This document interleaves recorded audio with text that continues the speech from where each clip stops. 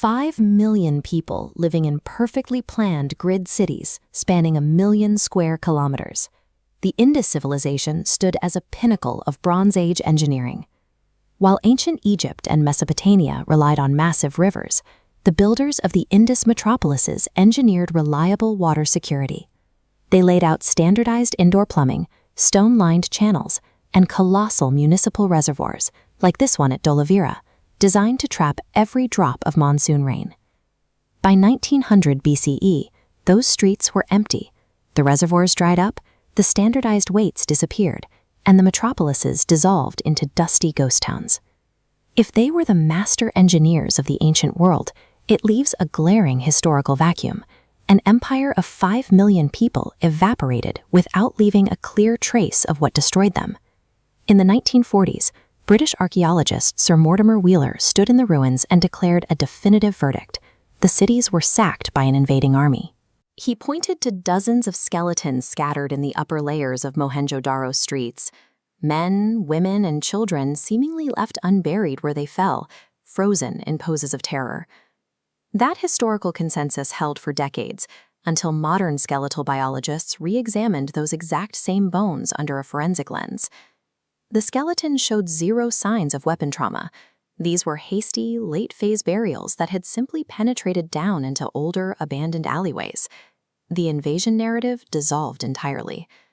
The great cities survived the Bronze Age, only to face a force larger and more systemic than a foreign army. With no invaders to blame, scholars turned to geography. One theory argued that a massive perennial river supported these cities until tectonic earthquakes diverted the water away into the Ganges.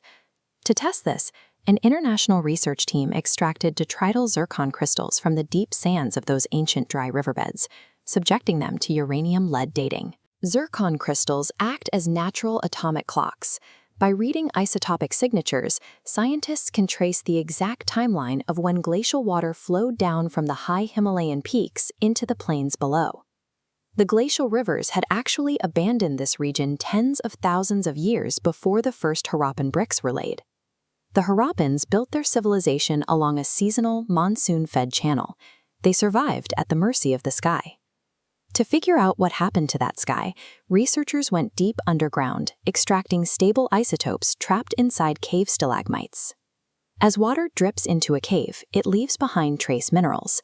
Measuring oxygen and carbon isotopes layer by layer creates a precise year-by-year reconstruction of ancient rainfall.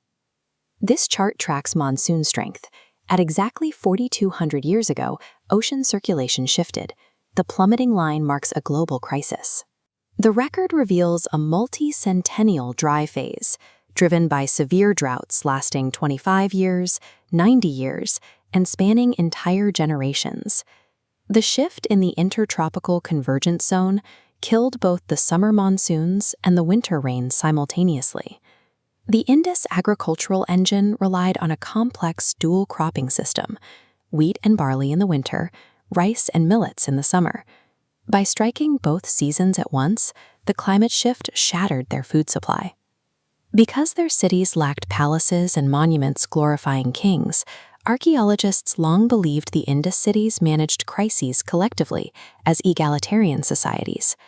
A landmark study of human remains contrasted the healthy bones found in elite municipal cemeteries with the marginalized ossuary outside the city walls, known as Area G. In Area G, half of all the men, women, and children buried there suffered from severe, blunt force cranial trauma. As the rivers ran dry, the famous brick sanitation systems decayed. The standardized drains were abandoned, blocked, and allowed to back up into the city streets. Pooling, stagnant wastewater created a massive medical crisis. Over 20% of the marginalized burials showed clear evidence of lepromatous leprosy, alongside high rates of tuberculosis. The climate catastrophe exposed hidden structural violence.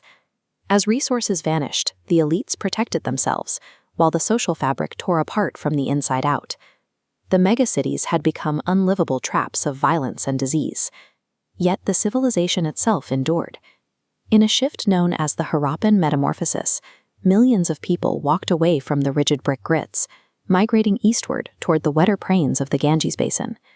They undertook an agricultural pivot to summer millets, C4 plants that require far less water than wheat. Archaeological phytolith sequences show these specific survival tactics have persisted in this soil for 4,000 years. They traded the complexity of the centralized metropolis for the resilience of the self-reliant farming village. For 3 centuries, Dholavira's engineers fought off the drought with their massive dams. Eventually, even these harvesting systems hit their ecological limits. The water dried up, leaving only this salt crust. Today, we build hyper-engineered concrete cities in hyper-arid landscapes, convinced that our technology separates us from the environment. We rely on fragile, centralized systems and imported pipelines, extracting deep groundwater aquifers faster than the Earth can recharge them. Resilience is measured in flexibility. The ancient master engineers knew when to abandon a broken system to survive a pivoting climate. The question is whether we have that same wisdom.